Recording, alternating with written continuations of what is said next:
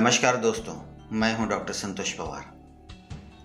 आज हम प्राकृतिक आपदाओं को कौन न्योता देता है, इस विषय पर चर्चा करेंगे।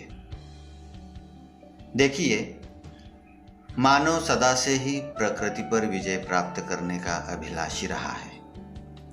प्रकृति के अनेक रहस्यों को सुलझाकर उन पर विजय प्राप्त करके वह ऊंचा उठना चाहता है, लेकिन किसी न किसी रूप में प्रकृति अपना वर्चस्व मानव को दिखाई देती है।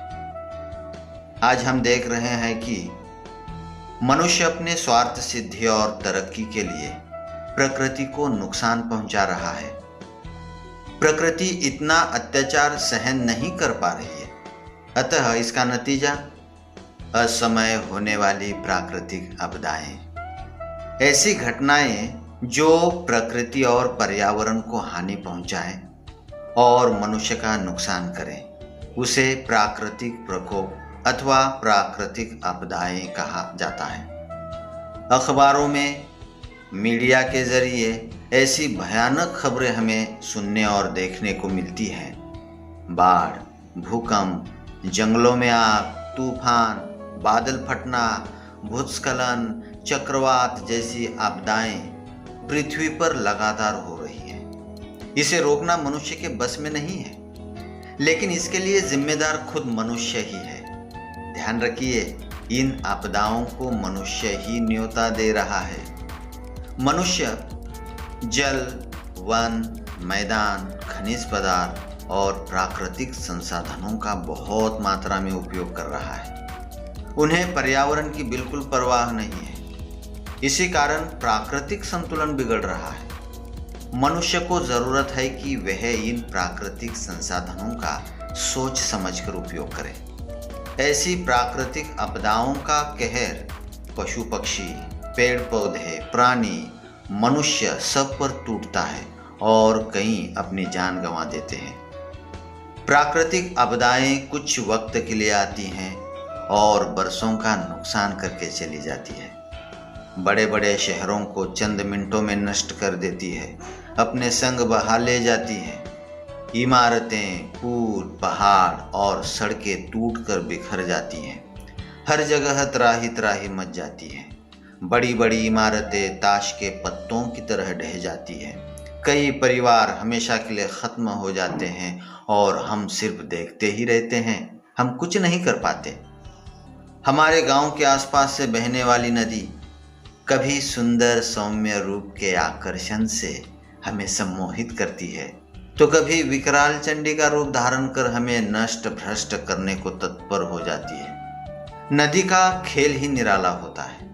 सौम्य बहती नदी जब भयंकर रूप धारण कर बाढ़ बन जाती है, तब इस प्राकृतिक प्रकोप के सम्मुख समर्पण के अलावा हमारे पास दूसरा कोई विकल्प नहीं बचता।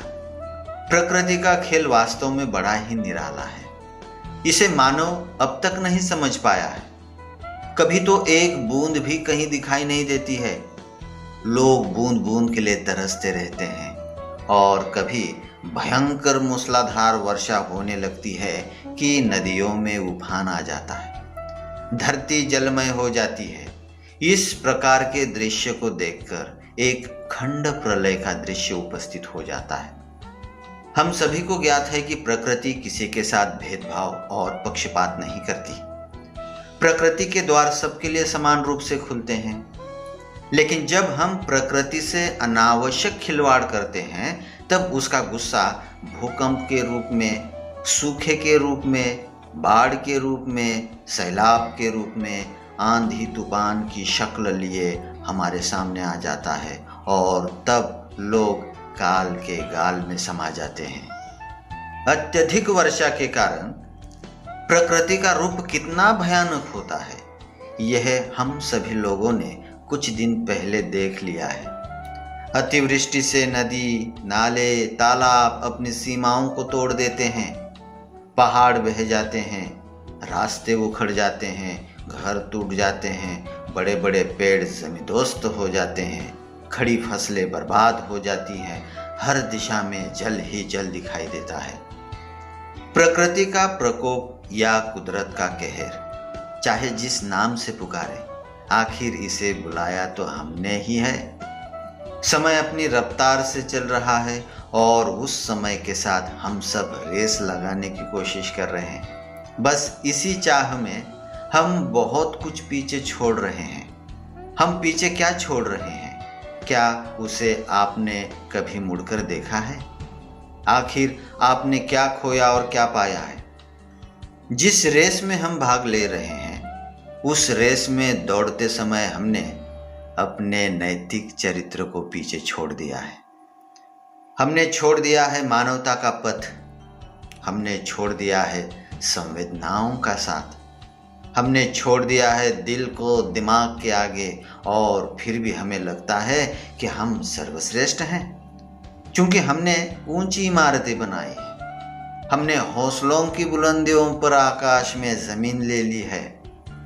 सच्चाई छिपी नहीं है और सत्य को कभी कोई झुका नहीं सकता। वह किसी न किसी रूप में हमारे सामने आकर हमें नीचा दिखाता रहेगा। पैसा शरीर का पोषण कर सकता है, लेकिन मन का कभी नहीं। लगातार जंगलों की कटाई और नियमित रूप से हो रहा प्रदूषण प्राकृतिक आपदाओं को निमंत्रण दे रहा है। मानव अपने पैरों पर खुद कुल्हाड़ी मार रहा है और बिना सोचे समझे प्राकृतिक संसाधनों का गलत प्रयोग कर रहा है। प्रदूषण एक बेहद संजीदा समस्या है, जिसके कारण पर्यावरण अपना संतुलन खो रहा है। अगर पर्यावरण संतुलन खोता है तो प्राकृतिक आपदाओं को अपने आप न्योता मिल जाता है। हमें प्राकृतिक आपदाओं से निपटने के लिए तैयार रहना होगा। इसके लिए हम सभी को आवश्यक कदम उठाने होंगे जो प्रकृति के हित में हों। और अंत में मैं इतना कहना चाहूँगा कि प्रकृति में बसा हुआ है मानव प्राण। प्रकृति में बसा हुआ है मानव प्राण। प्रकृति की रक्षा द्वारा ही हो सकता है नवयुग का निर्माण। नवयुग का निर्माण। बहुत बहुत धन्यवाद।